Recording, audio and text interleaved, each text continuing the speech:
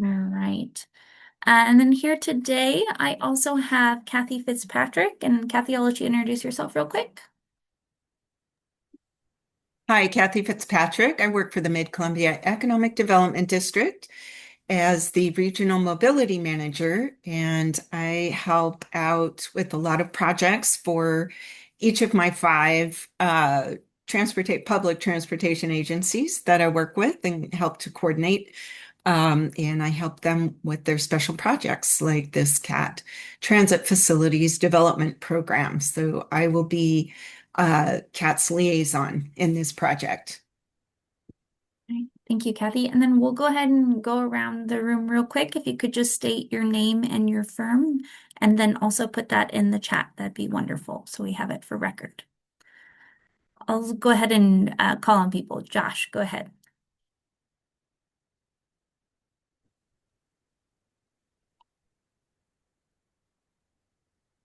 Hey, it's Josh Channel with STV. There it is. There's my.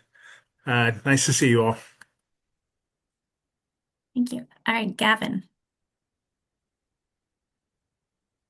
Hi, good morning. Gavin Oyen with David Evans and Associates. and Mark Hey, good morning. Mark Peterson, also with STV. and Toby. Good morning, I'm Toby Barber with Toby Architecture. Yeah, thank you.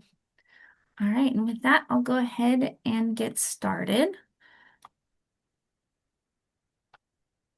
All right, the purpose of this conference today is to provide an overview of the CAT Transit Facilities Development Program, highlight key requirements and considerations, and then respond to questions informational only. This procurement is being conducted using a qualifications-based selection process. Price is not a factor in the initial evaluation, and the highest ranked firm will be invited to negotiate a contract. So just our critical disclaimer here. This conference is for clarification and orientation only. The RFP and any written addenda are the controlling documents. Verbal responses today are preliminary and non-binding. Any clarification affecting your proposal will be issued in writing to all potential proposers as an addendum. Nothing said today modifies the RFP unless confirmed in a written addendum.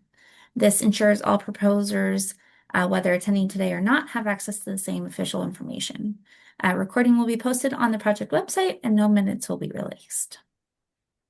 All right, so for the agenda today, we're going to talk a little bit about who CAT is, why this program is so important to us, the program structure, the three projects that are part of this program, and the RFP document structure as well. And we'll also discuss requirements and process, so the scope of work overview, procurement schedule and key dates, and the proposal requirements. All right, so who are we? Well, so our official name is Hood River County Transportation District. We do business as Columbia Area Transit, or CAT. We are the public transit provider serving Hood River County and the Columbia River Gorge region. We were formed by voters on July 1st, 1993. We operate under the Oregon Revised Statutes, Chapter 267. We are also part of the Gorge Transit Alliance, which is a total of 4 transit providers. We are a small rural transit agency with a total of 3 administrative staff members and limited capacity. We will rely on awarded agencies to manage the day-to-day needs of this project. Just want to be pretty clear and upfront about that. All right, here is our service area. So as you can see, we have a service that goes all the way between Portland and Hood River. We also have a local Hood River City route and a route that goes up to the Upper Valley. And then we have a couple seasonal routes, one that goes up to Mount Hood Meadows during the winter. And then during the spring, we have one that goes to the Dog Mountain Trailhead. All right, just wanted to give a quick overview of our services and what that frequency looks like for those services to give you a good idea of what these facilities will need to accommodate. So in addition to the fixed routes that I've already kind of discussed, we also do demand response. Our Hood River City route that operates within the city of Hood River, it has a frequency of about 30 to 40 minutes, depending on the time of day. Our Upper Valley route goes 4 trips per day. Our Columbia Gorge Express has up to 9 trips per day. Obviously, in the summer it's higher, and in the winter it's lower. And then our 2 seasonal recreational services, so the Gorge to Mountain is up to 6 trips per day, and our Dog Mountain service is about every 20 minutes. So we are a small rural transit agency, but I like to say that we're small but mighty. So in fiscal year 25, we had just under 90,000 rides total.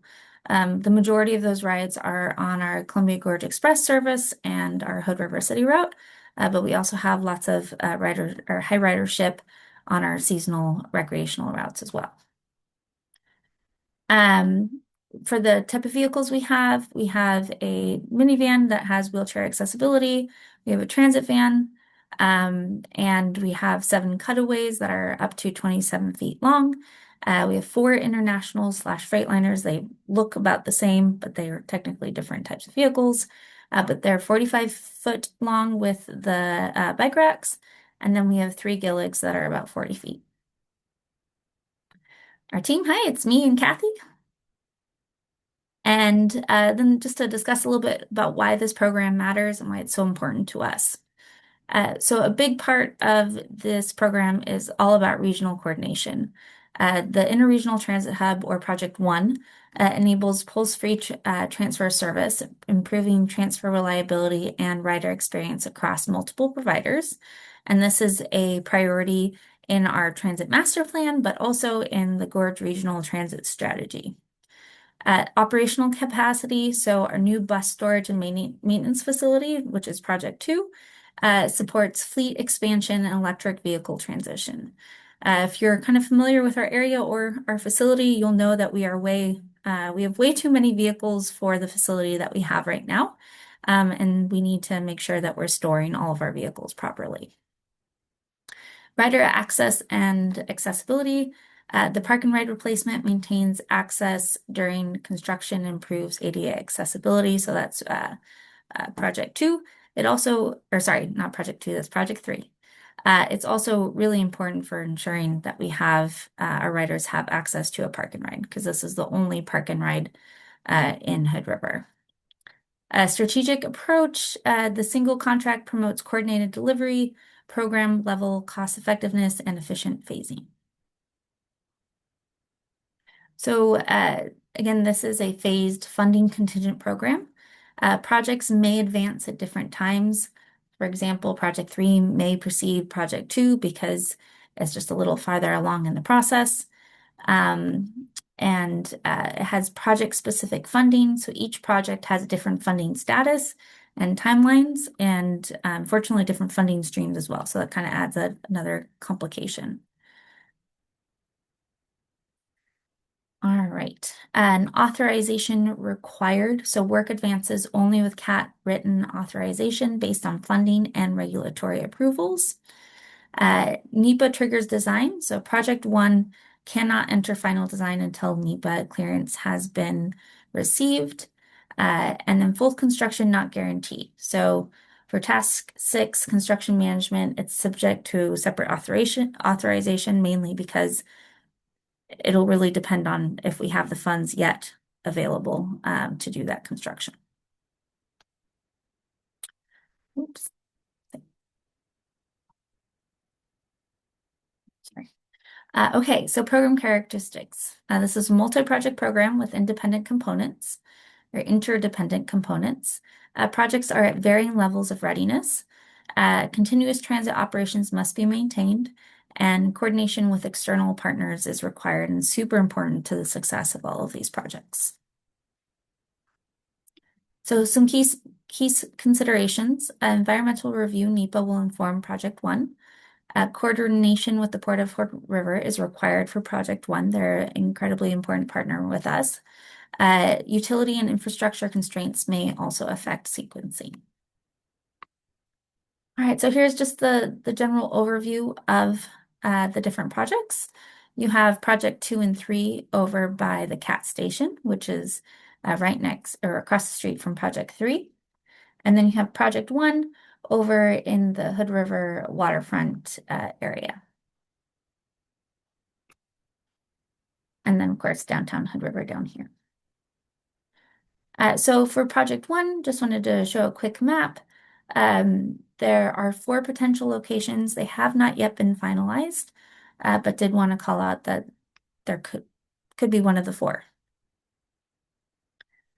So the purpose of the Interregional Transit Hub, as we've already kind of discussed, it's to enable pulse transfer service across multiple transit providers.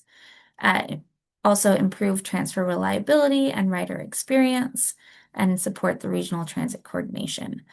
Just for some additional context, right now, all these transfers, these pulse transfers are happening at the CAT station, and the CAT station was not built to accommodate this amount of buses at one given time. So it's also a safety matter as well, in order to move these transfers over to the port. Also, having them at the port is a really great location because people can walk to downtown Hood River as well. So the design intent is for 3 to 4 bus bays for 45-foot large buses or long buses. The intent is to have covered shelters, seating, bike racks, wayfinding, lighting, accessible and durable, weather appropriate for year-round gorge use, and compatible with active waterfront setting. So for the coordination requirements, the Port of Hood River is doing the site control and interface with Port's waterfront roads infrastructure project. So those are 2 things to really remember when moving forward with project 1. We also need to work with ODOT and the city for NEPA compliance and then permitting.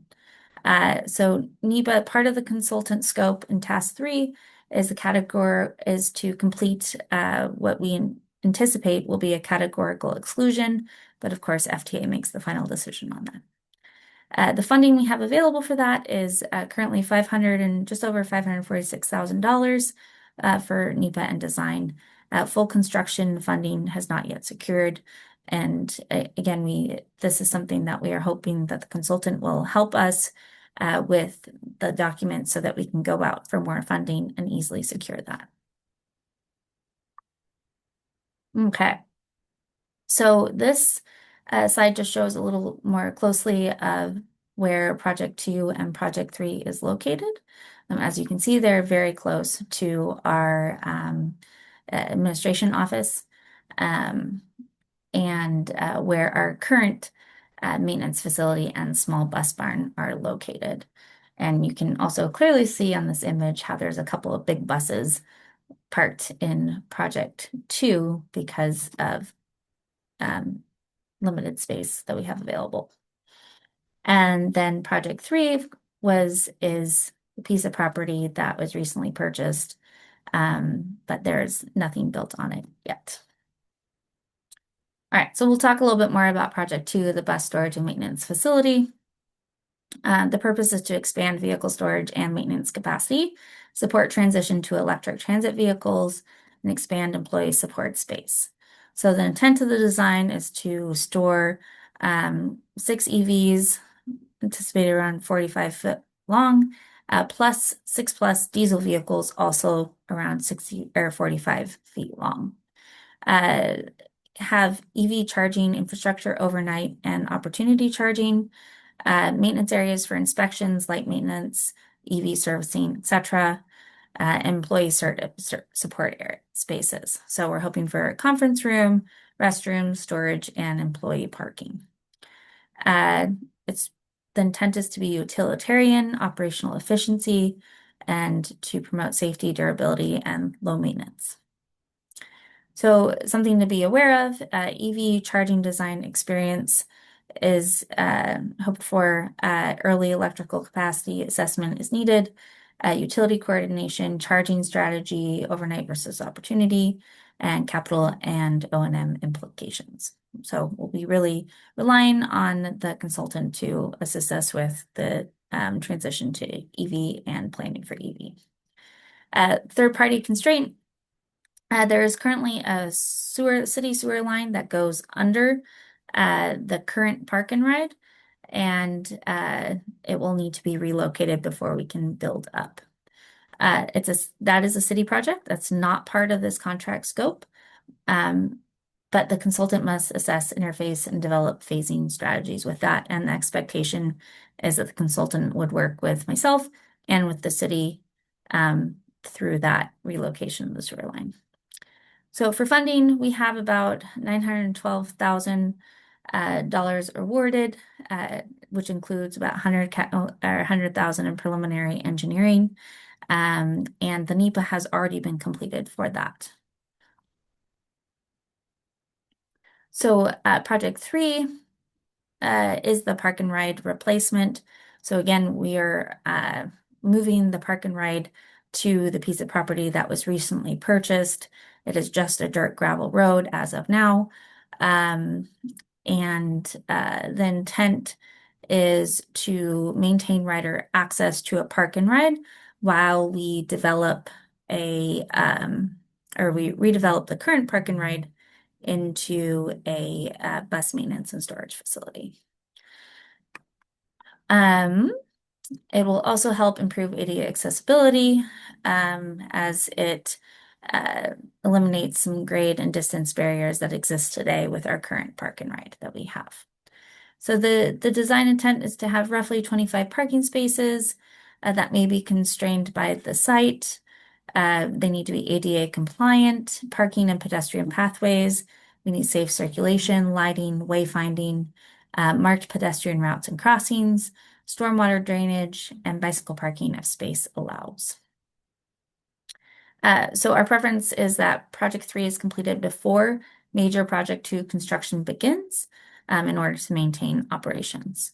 And currently we have about $465,000 awarded in order to complete this project. NEPA has already been completed, and to our knowledge, there's no extraordinary site constraints.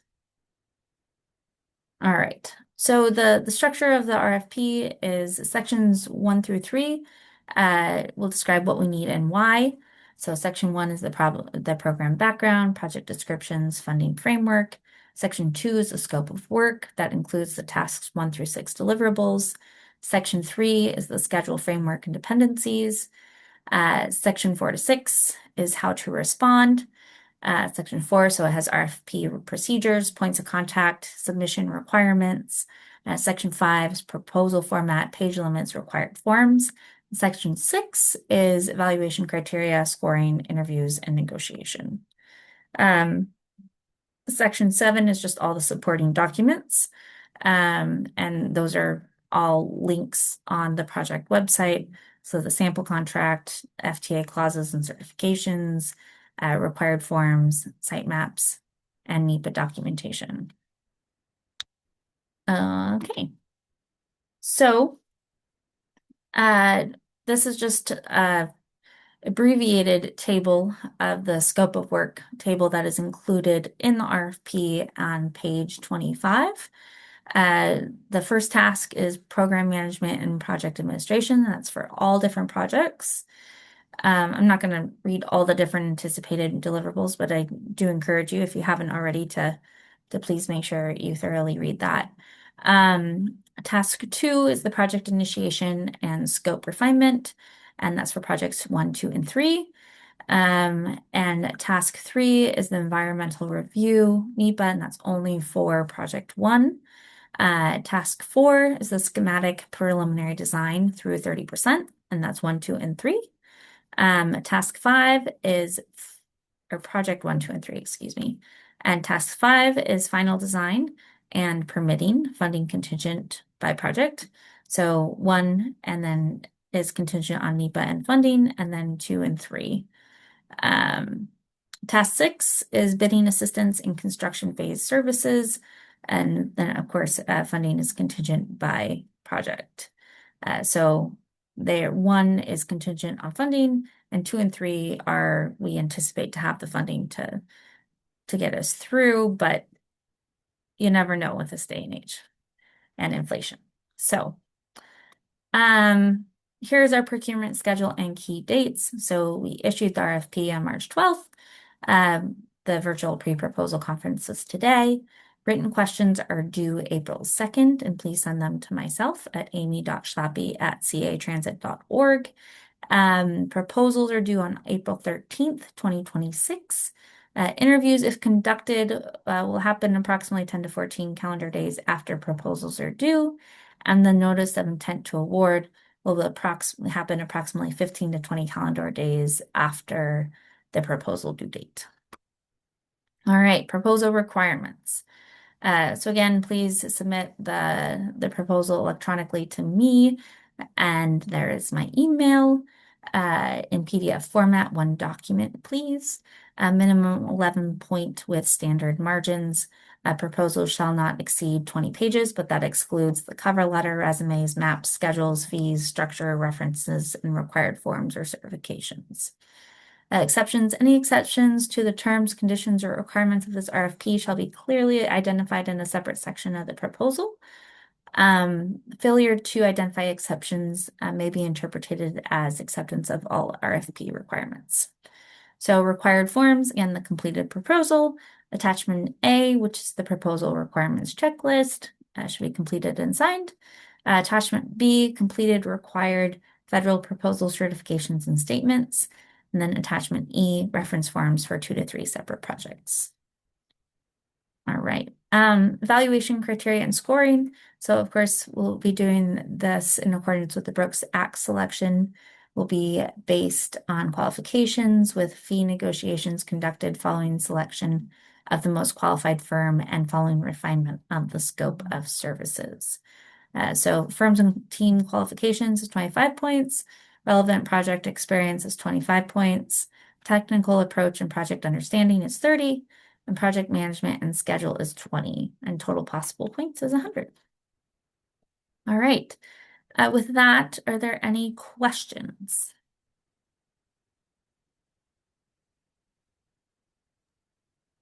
Yeah, hi, it's Mark Peterson with STV. Have you guys done any energy analysis for your battery electric bus implementation? So we have done fairly minor. It has been several years since we did that, and we have reached out to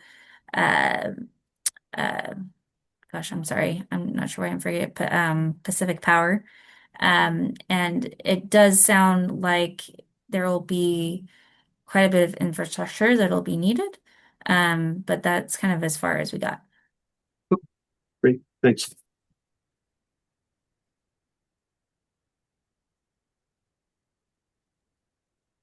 Hey, Amy, I had a couple questions just from the RFP. I know we're not costing at this phase, but just in terms of the team composition, I wanted to dig a little bit into the public engagement or communication side. I know Kat's great about tabling at the farmers market and at some of the events, but in terms of any sort of, I guess, these projects taken together sort of function to really transform the way CAT operates. And I guess wanted to see how much outward engagement or strategy around that you all anticipate needing, or whether you think you'd do most of that in-house. Yeah, great question. I think a lot of the tabling at different events will do that in-house. The pieces that I'm envisioning the consultant helping us with is to do presentations to our STIF advisory committee, to our board members. There will be likely some sort of event happening for the Project One, so the Interregional Transit Hub, through the port. And so we would probably do some sort of joint engagement there. That's still needs to be discussed more, but that's what I envision something like that happening.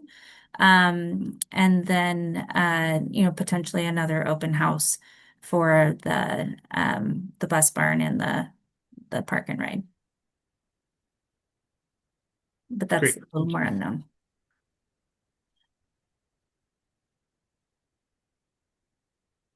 And then some different topic for I saw the NEPA documentation, the FTA acknowledgement of CADX for sites 2 and 3.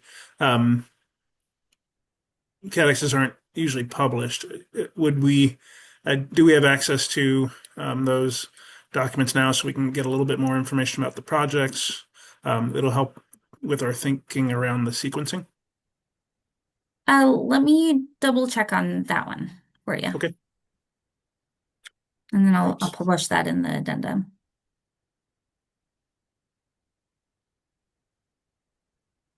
Or just, I guess, even a date at when they might be available, Yeah. once under contract or something. So Yeah, I mean, originally the thought was that we would make it available once we have signed a contract with the consultant. okay. I think that's all my questions right now. I saw I have a representative from ODOT on. I guess any thoughts on coordination with ODOT through this process? Yeah, so ODOT is a partner with us. I think any coordination that would be happening with ODOT would also, you would have me there as well.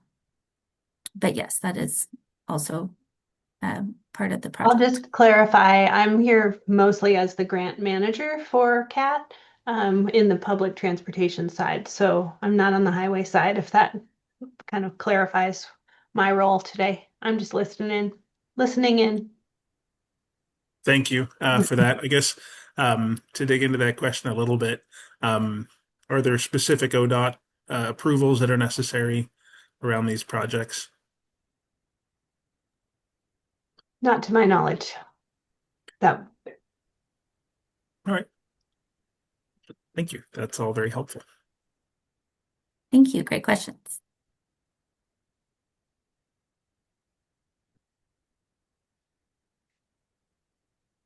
Any other questions?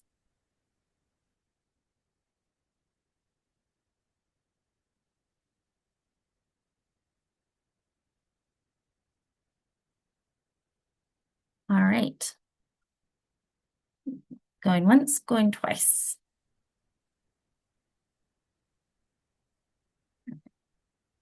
Okay. And Mark, did you have questions? I went off mute. Oh, nope. Okay, No. cool. All right, so next steps and resources. So for you all, review RFP and attachments. Don't forget those different attachments that are separate links on the website. Please submit any written questions by April 2nd, and then watch for any addenda that comes out. And please acknowledge that in the proposal. And again, the addenda will be posted on the CAT project website. The prepare proposal per section 5 requirements and use attachment A checklist.